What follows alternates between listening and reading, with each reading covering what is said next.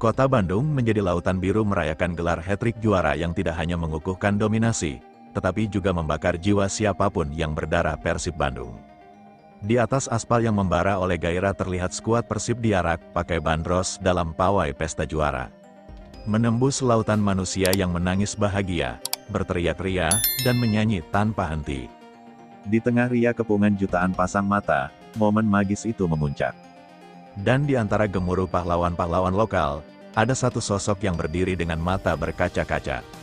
Seorang jenderal lapangan tengah yang telah melalang buana di Eropa. Namun baru menemukan rumah spiritualnya di sini, Tom Haye terharu. Trofi pertama bersama Persib sepanjang karya profesionalnya menjadi sebuah pembuktian bahwa takdir sepak bola kadang membawa kita ke tempat yang jauh hanya untuk merasakan arti dari air mata kebahagiaan yang sesungguhnya. Ini bukan sekedar cerita tentang 11 pemain di lapangan hijau.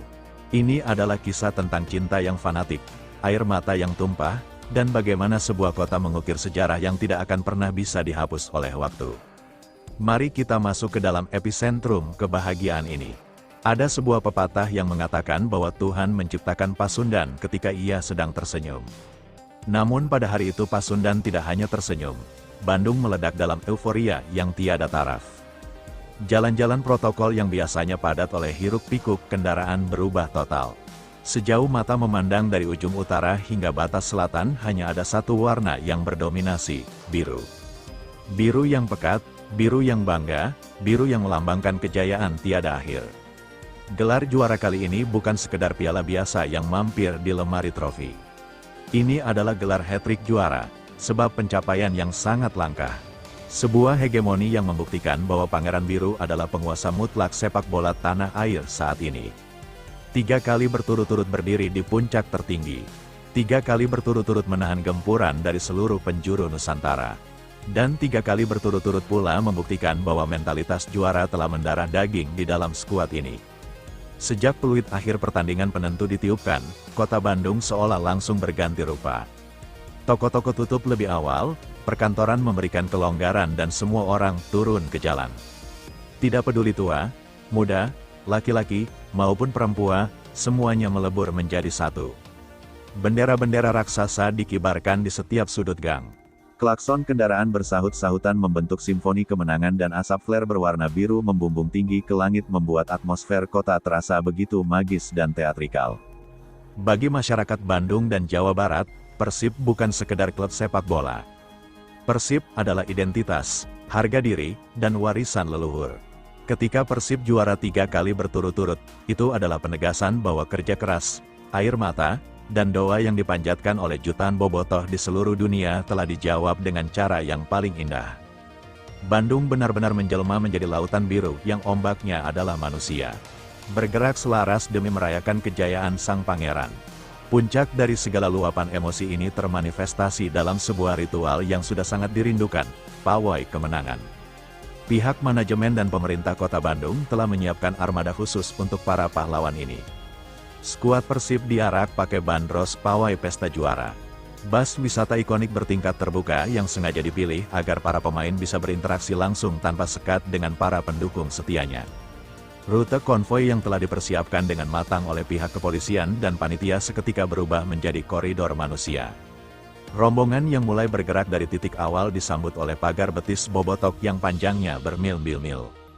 Jalur-jalur utama seperti Jalan Pestor, Jalan Merdeka, hingga menuju pusat kota dipadati oleh jutaan orang. Di atas bus bandros, para pemain tampak tidak bisa menyembunyikan rasa takjub mereka. Mereka yang biasanya tampil garang di lapangan ini tersenyum melebar, melambaikan tangan, dan ikut bernyanyi bersama supporter. Namun, di balik kegilaan pesta pora ini, ada satu pesan kuat yang terus berdengung di sepanjang jalan. Bobotoh diimbau untuk tetap menjaga ketertiban, menghormati pengguna jalan lain, dan menjaga fasilitas umum kota agar tetap aman. Dan luar biasanya imbauan itu disambut dengan kedewasaan. Meski jalanan macet total dan dipenuhi jutaan massa, suasana tetap berjalan kondusif penuh kekeluargaan. Bobotoh saling mengingatkan satu sama lain berbagi air minum di tengah teriknya matahari dan memastikan bahwa pesta juara ini menjadi pesta yang bermartabat. Melihat bus bandros membelah lautan manusia adalah sebuah pemandangan yang sangat emosional. Di sanalah kita melihat bagaimana sepak bola bisa menyatukan segala perbedaan. Di jalur Kanvai itu, semakasta sosial melebur. Semua orang sama berdiri di atas aspal yang sama dengan tujuan yang sama. Mengeluh-elukan para pahlawan yang telah berjuang mati-matian demi lambang monumen perjuangan di dada mereka. Ketika matahari mulai terbenam dan lampu-lampu kota mulai menyala, rombongan konvoi akhirnya tiba di jantung sejarah Kota Kembang. Pemerintah Kota Bandung telah menyiapkan sebuah panggung selebrasi yang tidak biasa, sebuah konsep yang belum pernah dilakukan sebelumnya dan langsung mencuri perhatian publik. Persib melakukan selebrasi angkat piala di JPO Asia Afrika. Jembatan penyerangan orang yang melintang di atas Jalan Asia Afrika, jalan yang syarat akan nilai sejarah dunia disulap menjadi panggung utama yang megah. Dari atas JPO tersebut, struktur bangunan dihiasi dengan lampu syarat berwarna biru yang menembus pekatnya langit malam. Di bawahnya, Jalan Asia Afrika ditutup total dan dipadati oleh lautan manusia yang mendongak ke atas menunggu momen puncak yang paling dinantikan. Saat kapten tim melangkah ke tengah JPO dengan trofi berkilauan di tangannya, atmosfer seketika menjadi hening untuk beberapa detik. Dan ketika trofi itu diangkat tinggi-tinggi ke udara, kembang api langsung meluncur deras ke langit meledak menjadi untayan cahaya yang indah tepat di atas jembatan.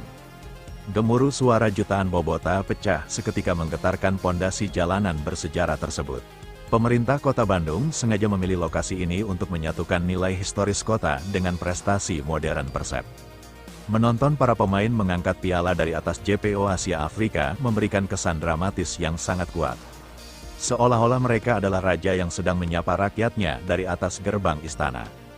Momen ini bukan lagi sekedar selebrasi olahraga, melainkan sebuah pertunjukan seni visual yang monumental yang foto dan videonya akan abadi dalam arsip sejarah Kota Bandung.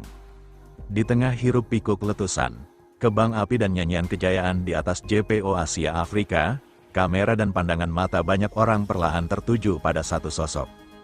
Dia adalah Tom Hai, sang playmaker berjuluk The Professor yang akurasi umpan dan visinya telah membius perikma sepak bola tanah air.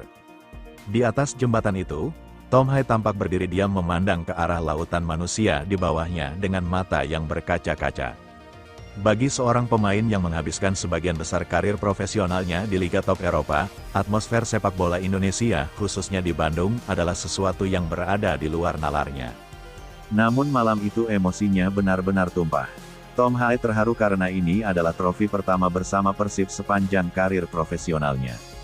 Ya, setelah bertahun-tahun berjuang di lapangan hijau mencicipi kerasnya kompetisi, takdir justru menuntunnya untuk mengangkat piala pertamanya di tanah leluhurnya di hadapan jutaan pendukung yang mencintainya dengan begitu fanatik.